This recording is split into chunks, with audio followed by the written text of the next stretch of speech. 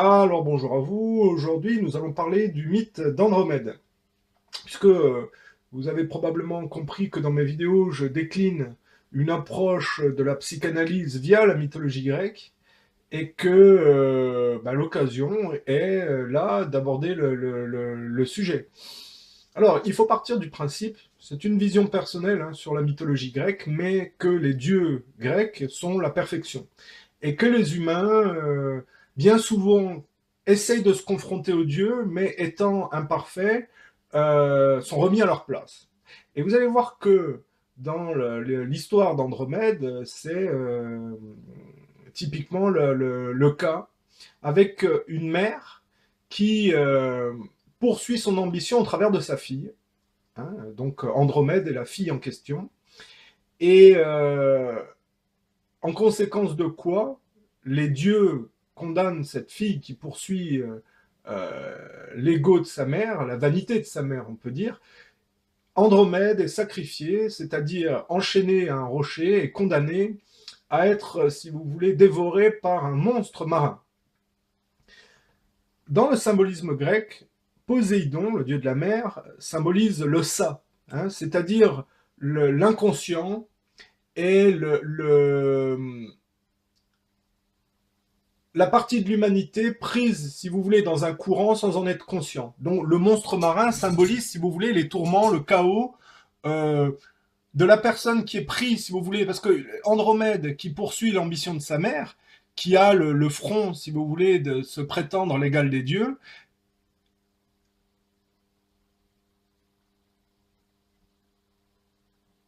n'est pas consciente que elle est prise, si vous voulez, dans un rôle qui la cantonne à prolonger la vanité de sa mère. Et évidemment, l'humain étant aveugle, hein, on peut dire, le ça prend le dessus quand les gens ne sont pas conscients. Hein. C'est-à-dire que les gens sont victimes de leur propre vanité et des tourments que cela induit.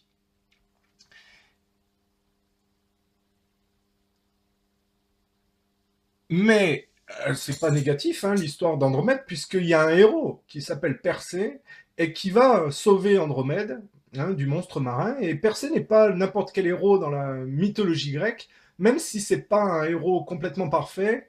Persée, c'est celui qui euh, surmonte la méduse. Hein. La méduse, c'est la superficialité, si vous voulez.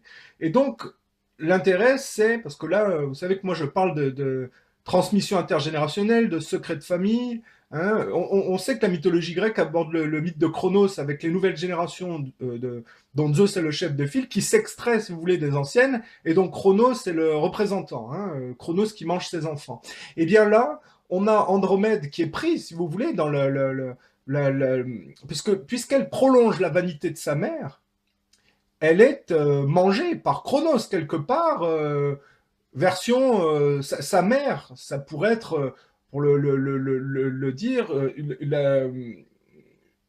les anciennes générations du côté des filles là, hein, qui prédatent les nouvelles. Hein. Donc Andromède est prise, si vous voulez, dans le tourment du ça, c'est-à-dire dans le rôle de la façade que lui fait jouer sa mère, c'est-à-dire l'ambition et l'ego de sa mère. Et alors que ça aurait pu la perdre, il y a le sursaut de lucidité que représente Persée et qui va la délivrer, si vous voulez. Parce que Persée surmonte la méduse, c'est-à-dire qu'il décapite la, la, une espèce d'entité avec des serpents dans la tête. Dans la mythologie grecque, tout n'est que symbole. Les serpents, c'est l'aspect reptilien. Donc, c'est l'aspect réfractaire à l'émancipation.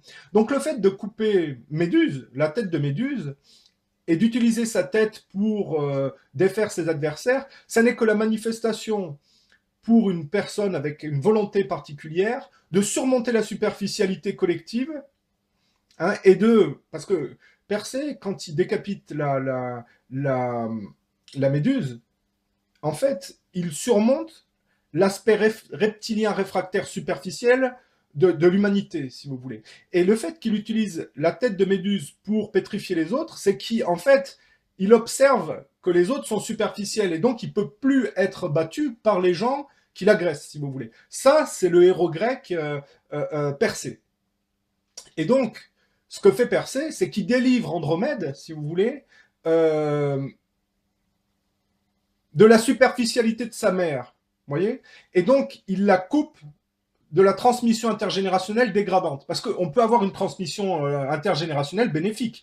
On peut avoir des valeurs transmises par les anciennes générations. Mais là, en l'occurrence, on voit que la mère et la fille, hein, la mère d'Andromède et sa fille sont remis à leur place par les dieux. La seule chose, c'est que la fille n'est pas responsable non plus complètement des travers de sa mère. Donc, il y a de produit un sursaut de lucidité qui désenchaîne Andromède du rocher. Hein. Le rocher, c'est le matérialisme, le bloc. Hein. Souvent, on jette des cailloux, si vous voulez. Ça veut dire on a une colère induite et chacun se jette sans... Bon, là, Andromède est sauvé de tout cet aspect-là. Parce que quand on est pris, si vous voulez, à porter l'ambition de sa mère, on porte une violence et une colère, puisqu'en général, l'ambition et l'ego des anciennes générations, là particulièrement, ce qui cadre avec le mythe d'Andromède, c'est que chacun, si vous voulez, a un rapport conflictuel au monde. Et c'est le niveau relatif du conflit au monde, c'est l'ambition, si vous voulez. Donc, le fait d'enlever les chaînes qui attachent Andromède à ce rocher, c'est enlever, si vous voulez, le conflit qu'Andromède a assumé au monde par rapport elle assume à la place de sa mère le conflit de sa mère, si vous voulez. Donc le rocher, la pétrification et puis aussi le conflit, puisque jeter des cailloux. Donc le caillou symbolise, si vous voulez, chacun a pris, si vous voulez,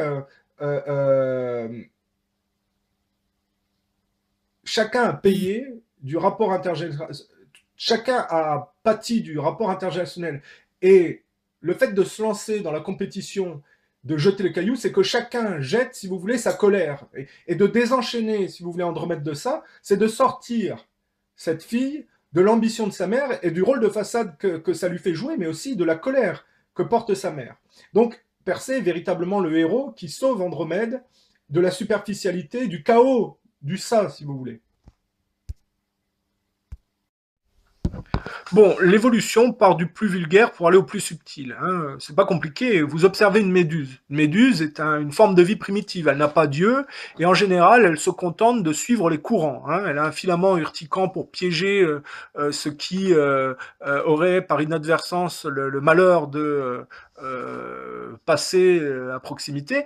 Mais enfin, si on compare au poisson, le poisson est une forme plus évoluée avec des yeux et qui est capable de se diriger un peu plus où il le décide, si vous voulez. On est quand même dans le relatif au niveau d'une masse salée, plutôt vulgaire, que la mer représente. Et l'évolution tente à faire que la vie s'extrait de ça, si vous voulez, pour aller vers l'air, hein, dehors, si vous voulez.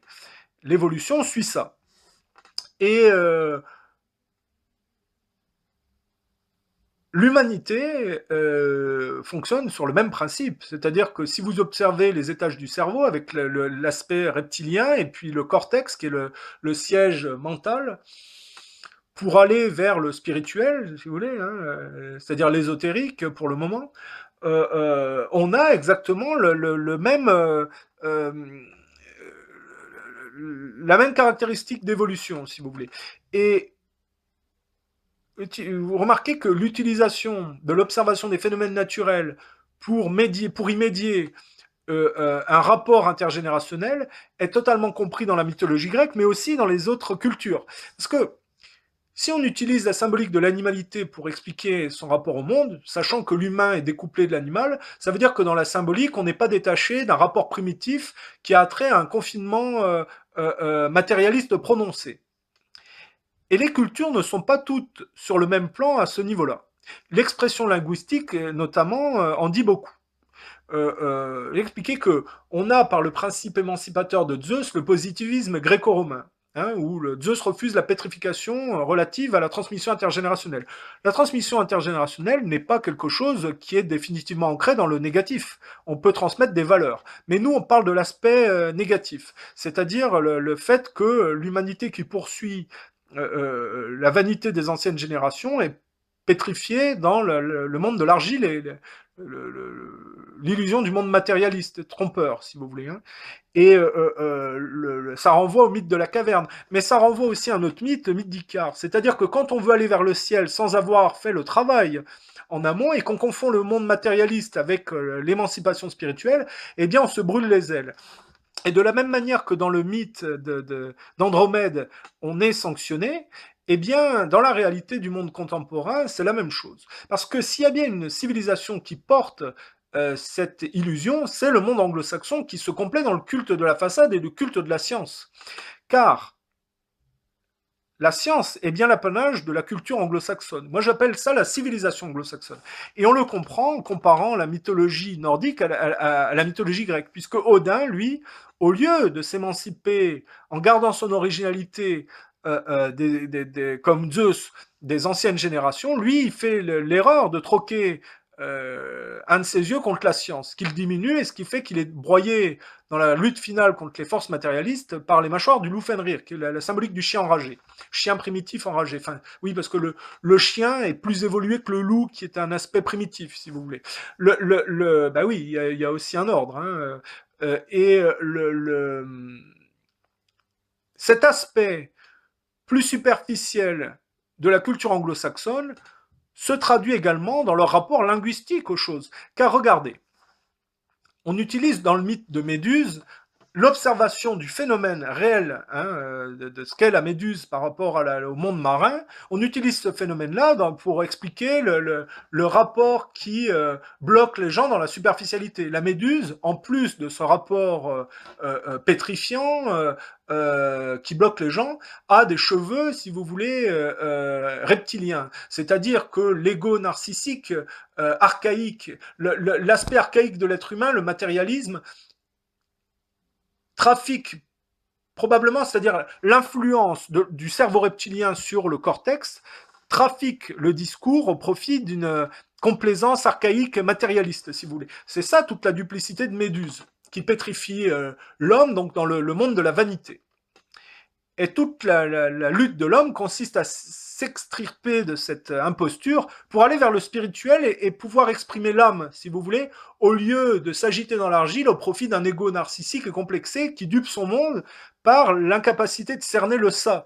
Hein, c'est pour ça que les dieux punissent la mère d'Andromède en bloquant sa fille et en la condamnant à être mangée par un monstre marin, si vous voulez. C'est le ça non maîtrisé. Eh bien, chez les anglo-saxons,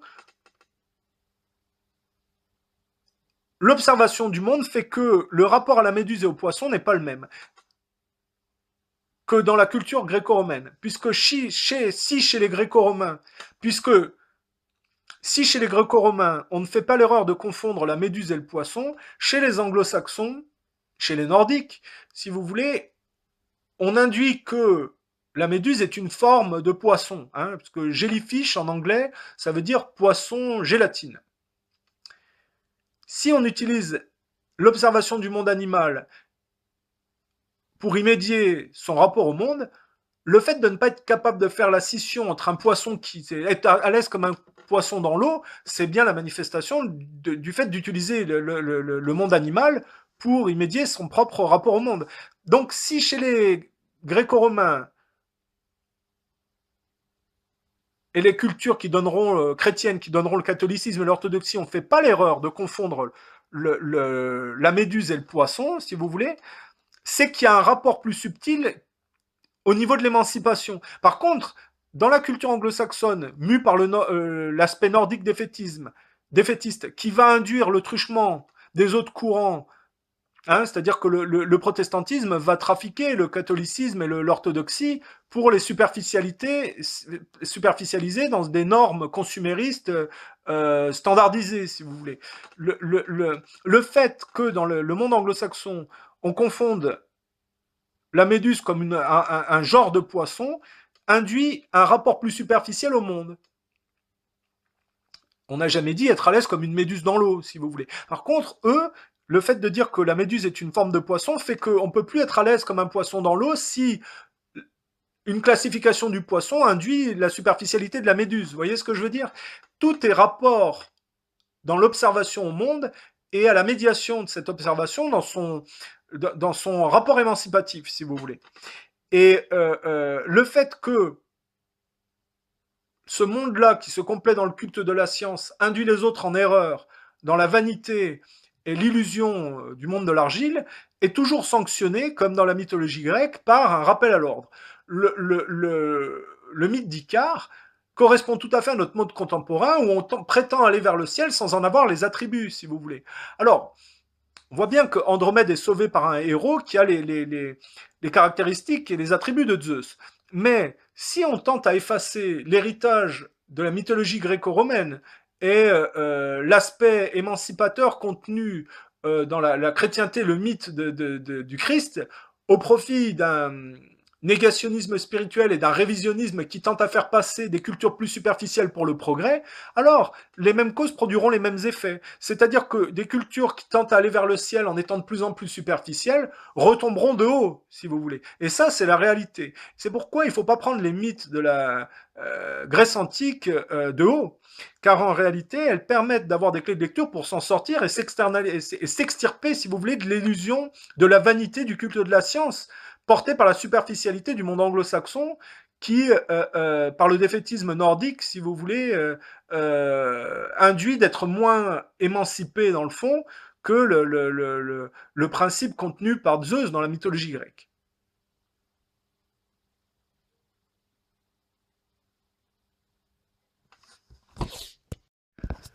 Alors, on a défini, si vous voulez, les principes de l'évolution en partant de la méduse pour aller vers quelque chose de plus évolué, le poisson, en prenant conscience que tout ça était dans une eau salée plutôt vulgaire et que l'évolution tendait à se sortir de ce principe-là pour aller à l'extérieur, si vous voulez. On a même dit que l'eau douce des lacs était plus subtile que l'eau salée, si vous voulez, de la mer, et que l'évolution tente à faire que les êtres s'émancipent de plus en plus du sol pour aller vers le ciel. Pour ça que chez l'être humain, on utilise on dit le sol, c'est les enfers, et le ciel, c'est l'évolution, si vous voulez. C'est le Dieu, hein, c'est le chemin vers lequel tend l'homme, si vous voulez. Ça nous renvoie aussi au mythe d'Icare, c'est-à-dire les gens qui veulent aller vers le ciel sans avoir les attributs, c'est-à-dire spirituels, pour s'en approcher. Parce qu'il y a l'illusion du monde matérialiste, n'oubliez pas. Or, aujourd'hui, il y a une culture qui porte le culte de la science et qui n'est qu'une illusion, si vous voulez. Pourquoi je dis ça? Le mythe d'Icare renvoie à la vanité de l'homme qui, voulant se rapprocher du ciel sans avoir fait le travail nécessaire, si vous voulez, se brûle les ailes. Vous allez voir comme la définition de méduse, de pétrification est essentielle. J'ai expliqué que les humains utilisaient dans la symbolique de leur rapport au monde, parfois le monde animal. On dit être à l'aise comme un poisson dans l'eau. C'est-à-dire qu'on n'est pas complètement extrait d'un rapport primitif, si vous voulez. Or, il y a un courant qui est plus prononcé dans ce rapport primitif que les autres, et qui est le courant darwinien. Ce courant est porté par la culture anglo-saxonne qui, si vous voulez, va produire le protestantisme, mais dont la base, si vous voulez, sous-jacente est le défaitisme nordique. Parce que Zeus, lui, s'émancipe de son père en refusant la pétrification. C'est une version personnelle que je donne de la mythologie grecque. Mais en comprenant les notions, vous comprenez la réalité des principes que j'énonce. Parce que dans la culture nordique, Odin ne s'émancipe pas de son père et il fait l'erreur de troquer un de ses yeux contre la science, c'est-à-dire qu'il il troque son originalité contre un artifice. Et c'est ce qui le diminue jusqu'à ce que jusqu'à progressivement être aspiré par les forces matérialistes, que dans le Ragnarok symbolise cette lutte entre tentative d'émancipation et défaitisme matérialiste.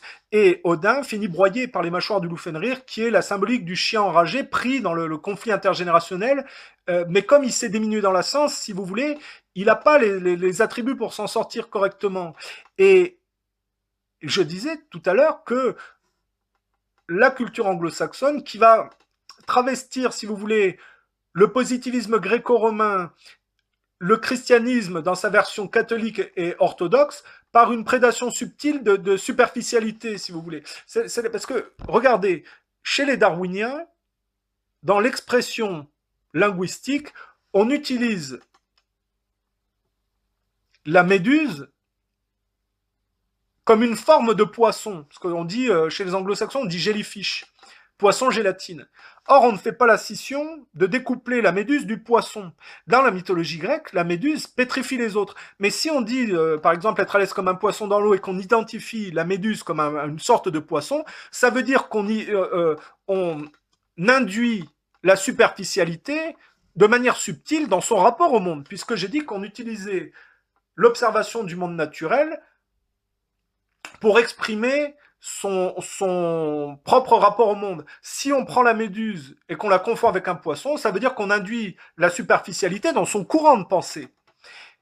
Or, chez les gréco-romains, chez les catholiques et chez les orthodoxes, on ne fait pas l'erreur de confondre, parce que l'histoire du principe évolutionnel, on ne fait pas l'erreur de confondre le poisson et la méduse, si vous voulez. Ça veut dire que la culture anglo-saxonne est plus superficielle de manière subtile. D'ailleurs, on ne dit pas mâle-femelle dans notre culture à nous, on trouverait ça plutôt impropre. Or, chez les anglo-saxons, on dit mâle-femelle. Il y a un rapport darwinien qui couple l'animalité et la superficialité de manière plus prononcée que dans les autres cultures. C'est là qu'on s'aperçoit que on a affaire à un phénomène de régression matérialiste quand le courant darwinien anglo-saxon protestant phagocyte les autres au profit du judaïsme, qui est la sous-jacence, on peut dire, complète d'une acceptation de la superficialité dans le rapport au monde, si vous voulez. Vous voyez ce que je veux dire ? Bonjour à vous. Alors aujourd'hui, il faut bien comprendre, quand on aborde la mythologie grecque, que les anciens ont introduit dans leur vision du monde l'observation ils ont utilisé ce qu'ils observaient de la nature, si vous voulez, pour le décliner dans leur rapport d'émancipation intergénérationnelle. Parce que la mythologie grecque n'aborde que la tentative d'émancipation intergénérationnelle de l'époque. Et pour exprimer ce rapport au monde, l'observation de ce qui se passe dans la nature est propice, si vous voulez. Regardez, Méduse, le monstre dans la mythologie grecque, ce n'est pas quelque chose qui est découplé à la méduse, l'animal, si vous voulez. C'est totalement en lien avec la méduse. C'est-à-dire la forme de vie primitive sans yeux, qui se contente de flotter dans l'eau et qui est pris par les courants et qui piège certains poissons. Regardez comme il faut bien comprendre de quelle manière est faite la nature. La méduse est une forme de vie moins évoluée que le poisson. Hein, elle ne se meut pas, elle est juste, en général, une méduse se meut beaucoup moins qu'un poisson, elle est moins évoluée. Elle n'a pas d'yeux, c'est de la gélatine, si vous voulez, et elle a des filaments qui piègent les poissons. Des filaments urticants. Le poisson est plus évolué, il a des yeux, il peut se mouvoir, et pourtant, une forme primitive peut piéger un poisson. C'est-à-dire que quand on utilise, si vous voulez, méduse pour caractériser la pétrification et la superficialité qui bloquent les hommes, si vous voulez, on a utilisé un phénomène naturel qu'on a décliné dans le rapport au monde des hommes. Là où il faut faire preuve de lucidité, c'est que quand on utilise la symbolique animale dans son rapport au monde, c'est qu'on n'est pas, si vous voulez, complètement émancipé d'un rapport primitif. Et vous allez voir l'importance de ces mots-là. la méduse a des cheveux, si vous voulez, c'est des serpents, hein, donc c'est l'aspect reptilien.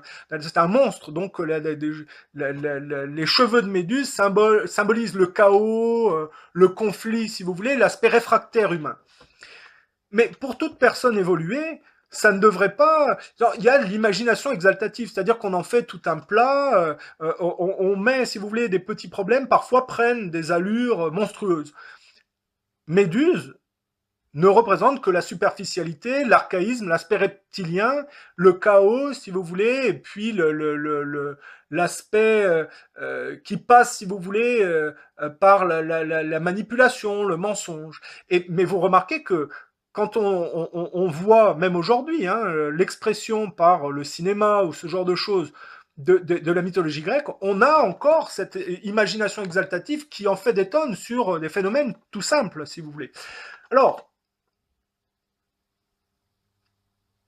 la pétrification et donc la superficialité dans la mythologie grecque sont largement abordées. Il y a Méduse qui est surmontée par Persée, qui est un héros avec des attributs de Zeus, hein, quelque part, parce que si Zeus s'émancipe de Cronos, son père, en lui faisant manger une pierre, il s'émancipe de la symbolique de la pierre qui représente, si vous voulez, le matérialisme afférent au fait que les nouvelles générations doivent assumer un rôle que leur font jouer les anciennes générations. Ça s'appelle la pétrification. Il y a le mythe de la caverne où les gens creusent dans le mauvais sens. Il faut savoir que l'âme s'incarne, puis après s'agite dans l'argile la plupart du temps, c'est-à-dire dans l'imposture du monde matérialiste et dans l'illusion, si vous voulez, de l'ego. Donc, on voit que déjà la pétrification, l'histoire du rocher, de la roche, est un élément à cerner quand on parle d'émancipation intergénérationnelle et le symbolisme dans la mythologie grecque. Parce que on va parler maintenant de comment ça s'appelle d'Andromède. Andromède est lié aussi à un problème de pétrification. C'est-à-dire que Cassiopée fait assumer ses ambitions à sa fille. Et elle a le front de se confronter aux dieux. Il faut partir du principe dans la mythologie grecque que les dieux sont parfaits, que les humains sont la plupart du temps vaniteux et qui prennent leur vanité, si vous voulez, pour l'absolu. Or, ce qui est intéressant avec la mythologie grecque, c'est que quand les humains confondent leur imperfection avec la vérité, eh bien les dieux les remettent à leur place. Dans le symbolisme, c'est fait par contraste pour expliquer l'illusion du monde de l'argile.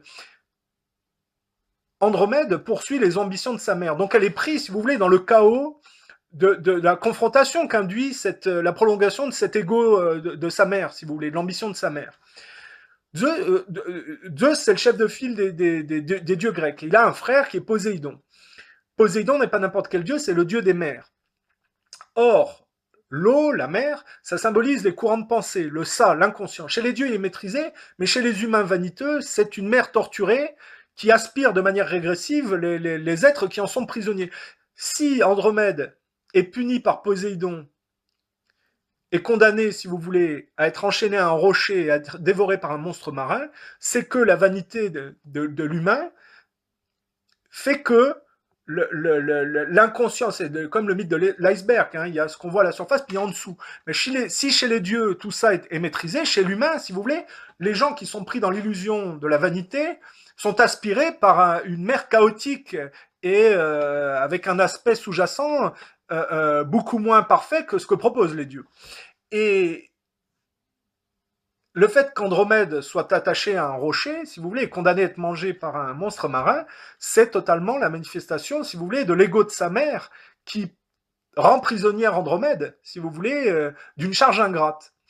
Et on a l'attribut de Zeus qui se manifeste par un héros qui est Persée et qui lui a surmonté Méduse, c'est-à-dire qu'il l'a décapité, il a surmonté le matérialisme, la superficialité et l'imposture, si vous voulez, de l'ego froissé, narcissique et complexé.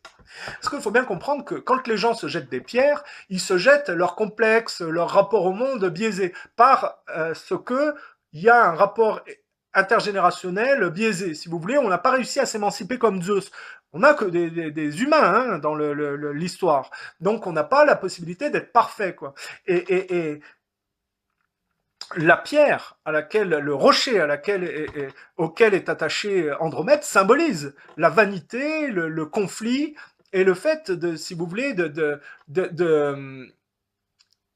d'être prisonnier de l'illusion du monde matérialiste. Et il y a la pensée, la lucidité émancipatrice de Zeus qui se manifeste par Persée, qui passait par là, probablement, je crois qu'il venait de décapiter Méduse, c'est-à-dire il venait de dépasser la superficialité, la pétrification, l'illusion du monde matérialiste, et en plus, chez Persée, une fois qu'il a décapité cet archaïsme et cet aspect reptilien contenu dans le principe de Méduse, il utilise cette tête pour pétrifier tous ceux qui n'ont pas été capables de ce même tour de force, si vous voulez. C'est-à-dire que la lucidité acquise par le fait de surpasser la superficialité vous permet de confondre tous ceux qui ne sont pas arrivés et qui, évidemment, dans le chaos, hein, dans le ça non maîtrisé, par compétition et par prolongation des ambitions, ne sont qu'impostures. Voilà, c'est bien ça qu'il faut comprendre. Et donc, ce qui est intéressant, c'est que Andromède n'était pas, si vous voulez, il n'y a pas de fatalité, il y a toujours possibilité de s'en sortir. Andromède est pris dans la prolongation de l'ambition de sa mère, mais par sursaut de lucidité, la mythologie grecque montre qu'il y a la possibilité de se sauver, si vous voulez, c'est-à-dire de s'externaliser de cette réalité intergénérationnelle en prenant conscience et en refusant probablement de prolonger l'imposture de la transmission intergénérationnelle biaisée. Ça ne veut pas dire que la transmission intergénérationnelle est toujours mauvaise, on peut transmettre des valeurs, mais dans le cas qui nous intéresse là, entre Cassiopée, Andromède et puis les dieux, on voit bien que c'est l'ambition et l'ego de la mère qui est remis à sa place, mais c'est pas inéluctable. Dans le sort auquel Andromède était destinée si elle poursuivait l'ambition de sa mère n'est pas quelque chose de défini, puisque les nouvelles générations ont toujours une faculté de lucidité qui pourrait les extérioriser prolongation de l'ambition des anciennes générations qui est biaisée et qui est enfermée dans l'illusion du monde matérialiste. Voilà, c'est ça que contient l'histoire d'Andromède.